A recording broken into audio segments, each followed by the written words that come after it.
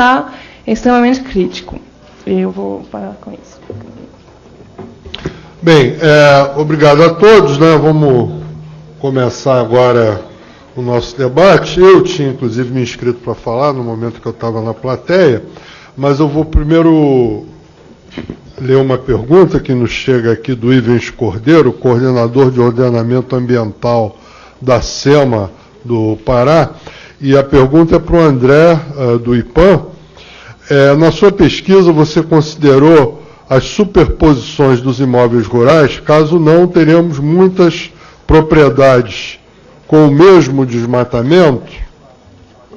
A Andréa pode confirmar, mas nós tiramos as sobreposições, né, Andréa? Tiramos todas as sobreposições, Ivens. Foi um trabalho imenso para mexer com a base, mas tem uma metodologia, está escrito, porque teve alguma seleção, mas com esse cuidado para não duplicar, desmatamento e tal. Então foi um trabalho de 3 ou 4 meses só para a gente conseguir arrumar a base.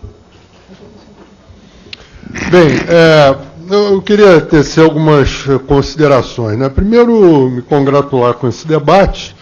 Eu acho que aqui se nota um espírito que faltou muito na discussão e votação do Código Florestal, que é a possibilidade de um diálogo entre os ambientalistas e o setor tanto de ação quanto de estudos e de levantamentos, e o setor produtivo.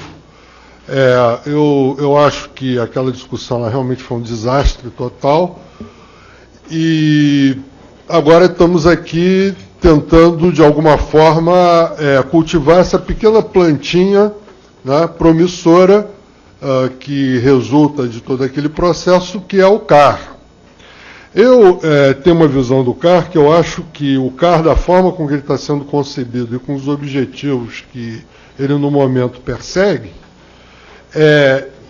isso representa uma pequena parte da potencialidade desse instrumento. Eu acho que ele na verdade, um instrumento extraordinário, que no futuro passará a ter 1001 utilidades, né? Como se falava do Bombril, né? 1001 utilidades. O CAR terá 1001 utilidades.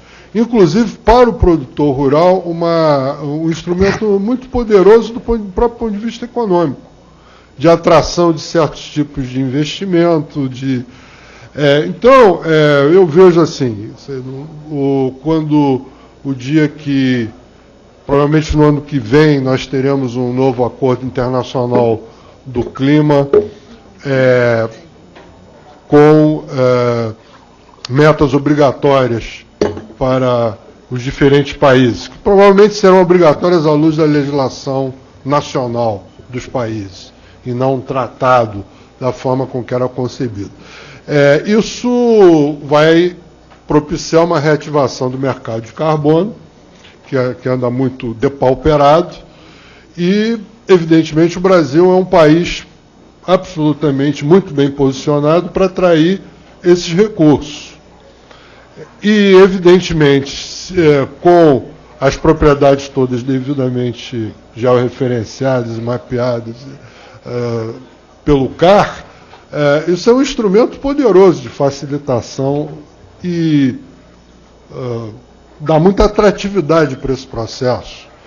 Que é bom notar que, com todos os problemas que nós temos e que ficaram muito evidentes aqui, o Brasil é um dos países que mais avançou nisso que nós estamos discutindo.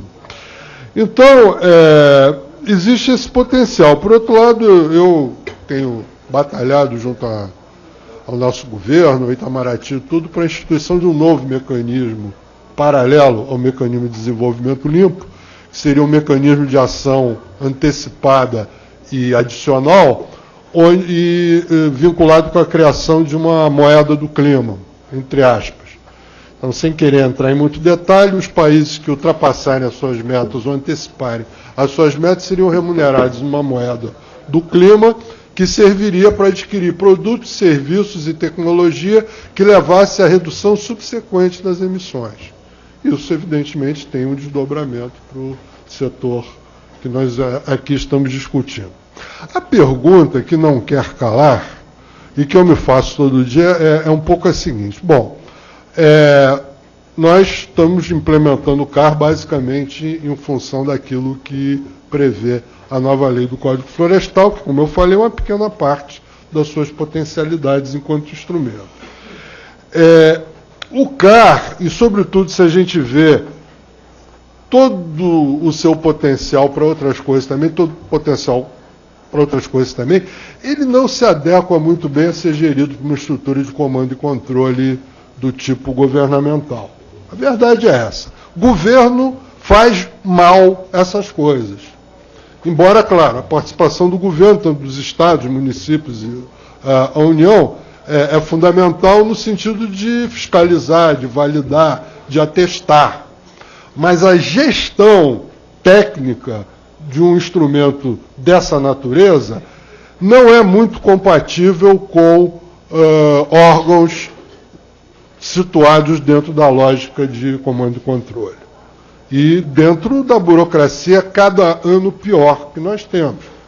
A burocracia no Brasil, ela a cada ano piora, porque é um mecanismo, um círculo vicioso, um mecanismo perverso. Denuncia-se corrupção, se coloca mais regras, mais normas, mais fiscalização e mais e tudo, que por sua vez, em alguma medida, também geram, né, a reprodução, criam dificuldades para depois venderem facilidades. Então, a gente está num processo de hiperburocratização do Estado brasileiro que é muito preocupante. E, nesse contexto, não só é difícil um órgão público gerir uma coisa que realmente necessita de uma tecnologia cada vez mais, se relaciona com uma tecnologia cada vez mais de ponta quanto ao CAR, e isso não é compatível com essas estruturas tradicionais de comando e controle.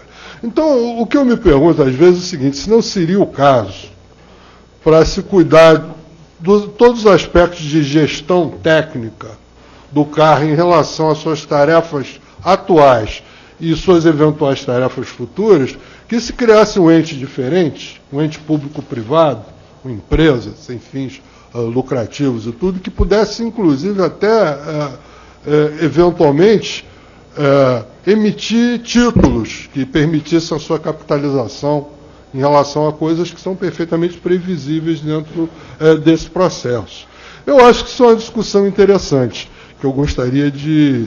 Eu confesso que eu não sou um estudioso aprofundado desse negócio, eu me dedico mais a clima e à ecologia urbana, mas eu fiquei assim, sempre muito fascinado com essa questão do CAR, né?